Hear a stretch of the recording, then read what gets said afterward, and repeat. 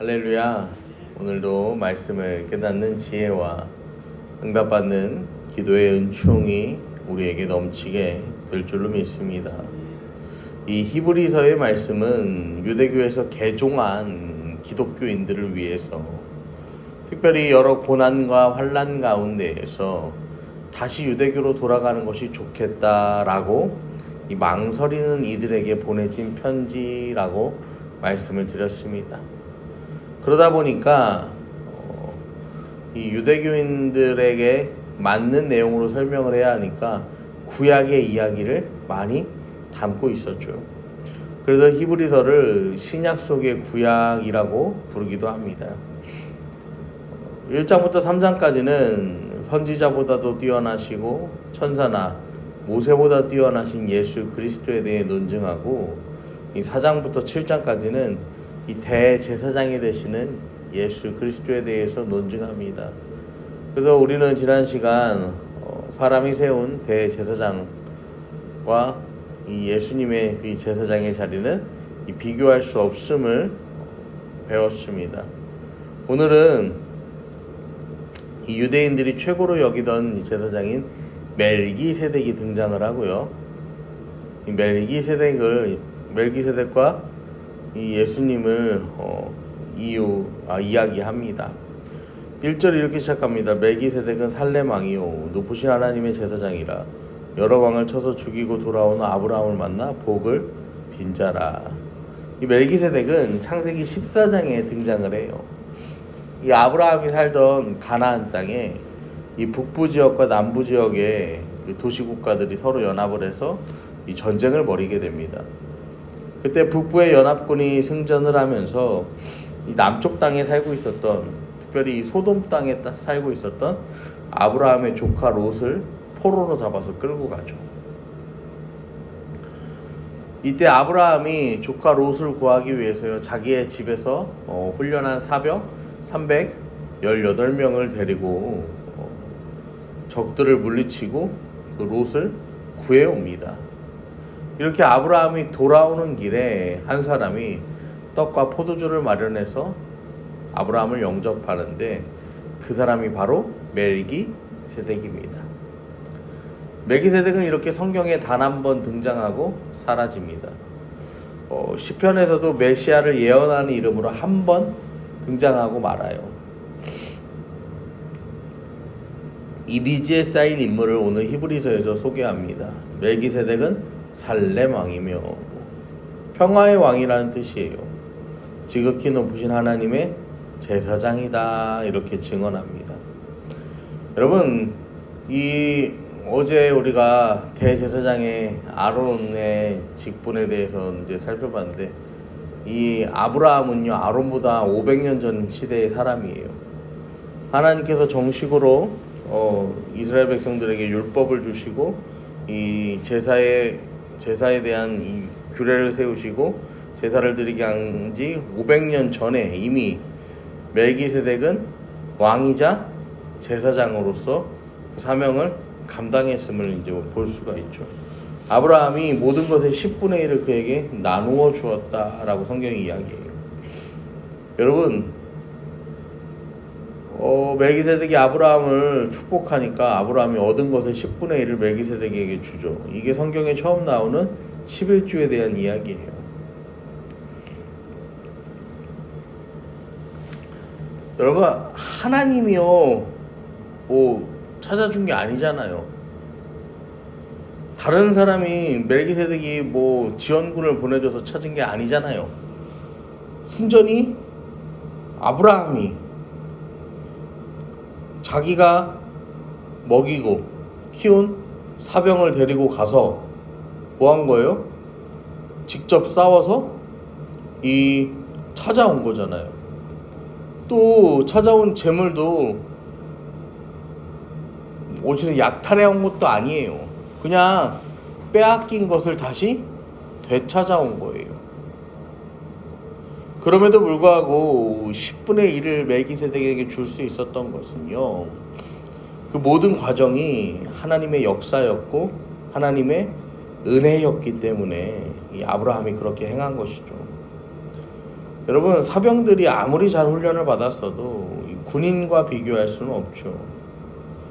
게다가 318명이 결코 적은 숫자는 아니지만요, 4개, 5개의 도시 국가가 연합한 그 군대가 훨씬 더 인원도 많았을 거란 말이죠.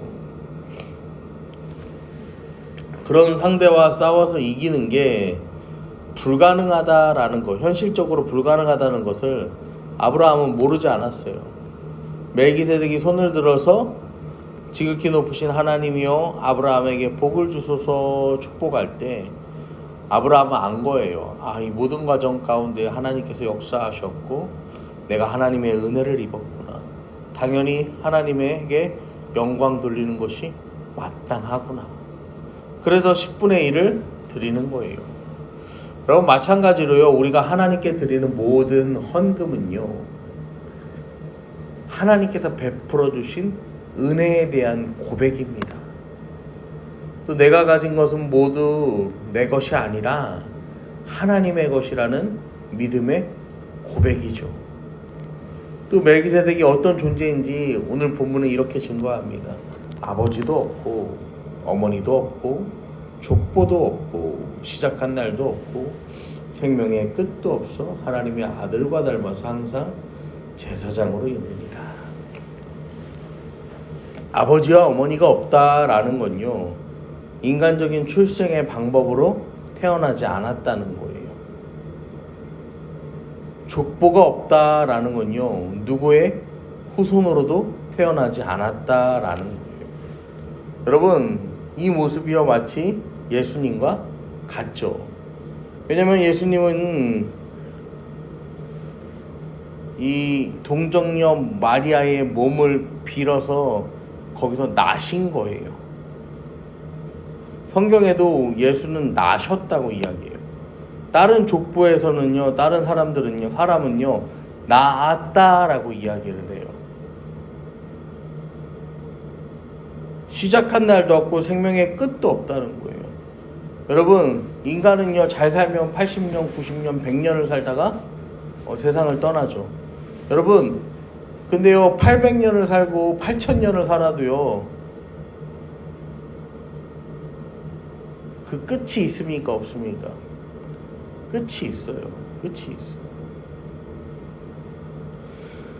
하나님의 피조물은요 시작이 있고 마침이 있어요. 하지만 이 멜기세덱은 존재하지 않은, 때가 없다라고, 언제나 영원히 존재한다라고, 우리 예수 그리스도의 영원성을 상징하고 있습니다. 또 멜기세덱은 하나님의 아들과 닮았다라고 이야기하는데, 하나님의 아들을 말 그대로요 복사했다라는 의미예요, 여러분. 그리고 항상 제사장으로 있다는 건 영원히 제사장이 된다라는 거예요. 이 3절은 멜기세덱에 대해서 묘사하는 것 같지만 실상은 영원한 제사장, 영원한 멜기세덱이신 예수 그리스도에 대해서 증거하는 것입니다. 여러분, 아브라함이 멜기세덱에게 11조를 그 10분의 1을 바쳤다는 내용이 오늘 본문에 계속해서 등장합니다. 여러분, 이건 11조를 강조하기 위함이 아니에요. 이건요 아브라함보다 멜기세덱이 더 위대하다라는 거예요. 오늘 본문에 보시면요, 레위의 아들들 가운데 제사장의 직분을 받은 자들은 율법을 따라 아브라함에서 허리에 난 자라도, 그러면서 이렇게 이야기를 하는데요, 9절에 보시면 또한 10분의 1을 받는 레위도 아브라함으로 말미암아 10분의 1을 바쳤다고 할 수 있나니, 10절에도 이는 멜기세덱이 아브라함을 만날 때 레위는 이미 자기 조상의 허리에 있었습니다.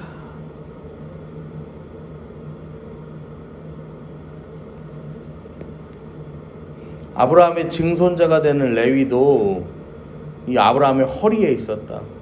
레위와 그 지파가 다른 지파들로부터 10분의 1을 받는 거, 그거 역시 멜기세덱 제사장에 비하면 아무것도 아니라는 것을 이야기하는 거죠. 여러분, 이 히브리서는 유대인들에게 고난받는 이 유대인 그리스도인들에게 보내는 편지라고 말씀을 드렸어요.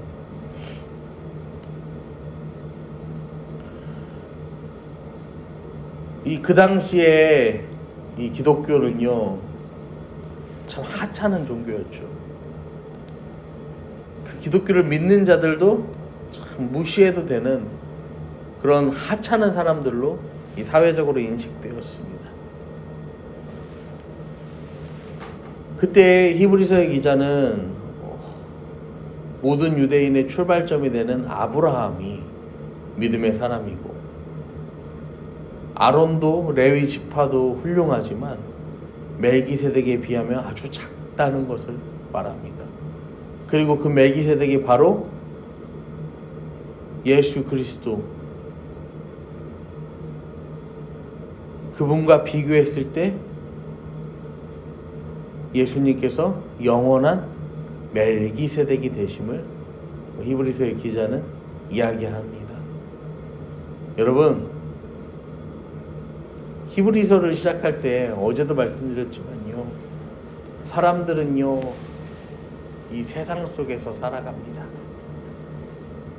그리고 세상을 따르는 것이 지혜라고, 잘 사는 방법이라고 생각을 합니다.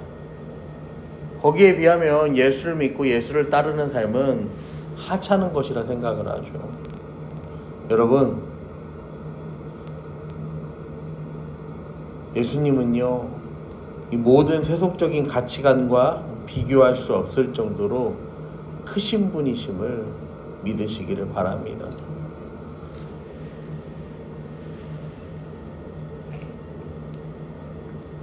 오늘 하루를 살아가실 때에도요, 영과 진리로 이 영원한 멜기세덱이 되시는 주님께 예배하는 삶을 사시고,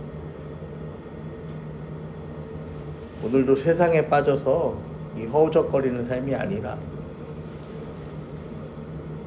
아브라함이 그랬던 것처럼 가장 좋은 믿음의 유산을 남기는 저와 여러분이 되기를 간절히 축복합니다.